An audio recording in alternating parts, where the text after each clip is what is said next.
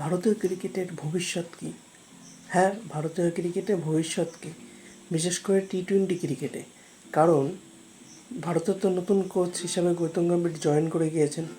তো দুদিন আগে তো জয়েন করে গিয়েছেন, আমরা জানিয়েছি। আপনাদেরকে আমি বলি, মেইন পরিবর্তনটা কিন্তু টি-20 ক্রিকেটেই আসবে। কারণ বিরাট কোহলি তো রিটায়ার নিয়ে নিয়েছেন, রোহিত শর্মা রিটায়ার নিয়ে নিয়েছেন, আর হচ্ছে রবীন্দ্র জাদেজা রিটায়ার নিয়ে নিয়েছেন।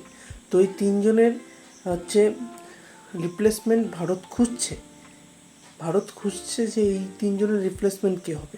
দেখুন, প্রথমে রবীন্দ্র জাদেজা রিপ্লেসমেন্ট হিসাবে আকসার প্যাটেল 100% ওখানে নিয়ে নিয়েছেন, কিন্তু রোহিত শর্মা বিরাট কোহলি এনাদের রিপ্লেসমেন্ট কী হবে। তো তার জন্য এই বাইলিটিল সিরিজগুলো খুবই ইম্পর্টেন্ট, যেইগুলো হচ্ছে এই যে শ্রীলঙ্কার সঙ্গে খেলা 26 তারিখ দিয়ে, আর হচ্ছে বিভিন্ন জিম্বাবুয়ের সঙ্গে যেগুলো টি-20 সিরিজ আছে, সেইগুলোতে গৌতম গম্ভীর দেখবেন যে কারা ভালো খেলছে। তো ইতিমধ্যে কতগুলো নাম আছে যেগুলো বিরাট কোহলি, রোহিত শর্মার রিপ্লেসমেন্ট হিসেবে হতে পারেন ভবিষ্যতে। শুভমান গিল, এসএসসি জয়সওয়াল,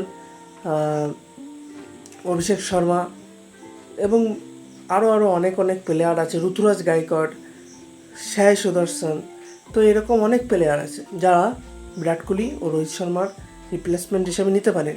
তো এইদিকে তো গেলে হচ্ছে রিপ্লেসমেন্ট, কিন্তু ভারতের বর্তমানে সবথেকে বড় পয়েন্ট বা সবথেকে বড় সমাধানের বিষয়টা হচ্ছে ক্যাপ্টেন্সি, বিশেষ করে টি-20তে। কারণ টি-20তে তো সবাই জানে রোহিত শর্মার ক্যাপ্টেন্সি সহ রিটায়ার নিয়ে নিয়েছেন টি-20 ইন্টারন্যাশনাল থেকে। তো কে হবেন পরবর্তী ক্যাপ্টেন? তো গৌতম গম্ভীর হেড কোচ হওয়ার পর থেকে আমার কেন জানি না মনে হচ্ছে হার্দিক পান্ডে, সবাই বলছে হ্যাঁ হার্দিক পান্ডে প্রথম চয়েস, ভাইস ক্যাপ্টেন হওয়ার এবং ভালো ক্যাপ্টেন্সিও করেন। তো হার্দিক পান্ডে প্রথম চয়েস, কিন্তু আমার মনে হচ্ছে এই টি-20 ম্যাচেই কেননা আমরা শ্রেয়স আইয়ারকে দেখতে যাচ্ছি। কারণ দুইজনে একসঙ্গে কেকেআরে খেলেছেন।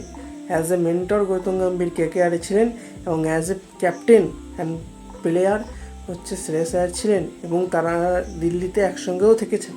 কলকাতায় তারা একবার চ্যাম্পিয়নও করেছেন, কিন্তু আমি গন্ধ পাচ্ছি কেন জানি না যে শ্রেয়স আইয়ার ভবিষ্যতে ভারতের টি-20তে ক্যাপ্টেন হবেন। কারণ জয় শাহ তো বিশ্বের প্রেসিডেন্ট জয় শাহ তো বলে দিয়েছেন যে রোহিত শর্মা একদম চ্যাম্পিয়ন্স ট্রফি আর WTC ফাইনাল অবধি তো অবশ্যই ক্যাপ্টেন্সিতে থাকছেন ওডিআই টেস্টে। তো সেখানে তো নড়ার কোনো জায়গা নেই, কিন্তু টি-20তে কে থাকছেন? তো আমার মনে হচ্ছে শ্রেয়স আইয়ার এখানে ক্যাপ্টেন্সিটাও হতে পারেন।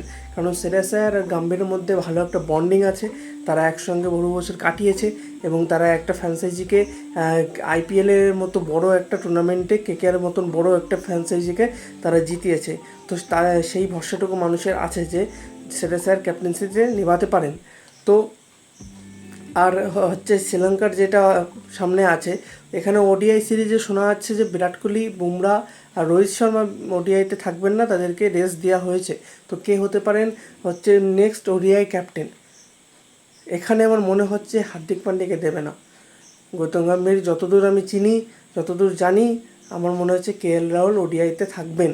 আর KL রাহুল কিন্তু ওডিআইতে পাক্কা প্লেয়ার, ওডিআইতে উনি থাকবেনই। আর শ্রেয়স আইয়ার 4 নম্বরে থাকবেন। এই দুটো হচ্ছে ওডিআইতে থাকবেই। আর এবার দেখার বিষয় টি-20তে কারা আসে। আমার মনে হচ্ছে টি-20তে ক্যাপ্টেন হিসাবে ব্যাক করতে যাচ্ছেন হচ্ছে শ্রেয়স আইয়ার, প্রথম ক্যাপ্টেন হিসেবে আসতে চলেছেন। আর শুভমান গিলকে এখানে হয়তো বসিয়ে রাখবেন গৌতম গম্ভীর। কারণ গৌতম গম্ভীর হচ্ছে অনেকটা অ্যাগ্রেসিভ প্লেয়ার, যারা হচ্ছে টি-20তে অ্যাগ্রেসিভ ব্যাটিং করতে পারে তাদেরকে নিয়ে আসতে পারেন। আর আমি যতদূর গৌতম গম্ভীরকে চিনি, যে আমার মনে হচ্ছে এবার টি-20তেই তোমরা 26 তারিখ, এই 26 তারিখেই দেখতে পাবে আমার মনে হচ্ছে SSB জয়সওয়াল আর হচ্ছে অভিষেক শর্মাকে একসঙ্গে ওপেনিংয়ে আসতে। হ্যাঁ, দুইজন লেফটি, কিন্তু যেটা উনি কলকাতায় করেছিলেন, কেউ ভাবতেই পারেননি যে সুনীল নারিনকে আবার নিয়ে আসবেন। কেন এসেছিলেন? এই অ্যাটাকিং অ্যাপ্রোচের জন্য তিনি নিয়ে এসেছিলেন। তো তিনি অনেকটা অ্যাটাকিং অ্যাপ্রোচ ভালোবাসেন, অস্ট্রেলিয়ান ক্রিকেটের মতো তিনি চিন্তাভাবনা করেন এবং ইংল্যান্ড ক্রিকেটের মতো তিনি অ্যাগ্রেসিভ ভাবনা ভাবেন। তো এখানে আমার মনে হচ্ছে যে জয়সওয়াল আর অভিষেক শর্মা দুইজন একসঙ্গে ওপেনিং করতে যাচ্ছেন। তো এটি তো আমার রায় ছিল। আপনাদের মতে ভবিষ্যতে ক্যাপ্টেন ভারতে কে হবে, বিশেষ করে টি-20 ক্যাপ্টেন? তো তোমরা অবশ্যই জানাও।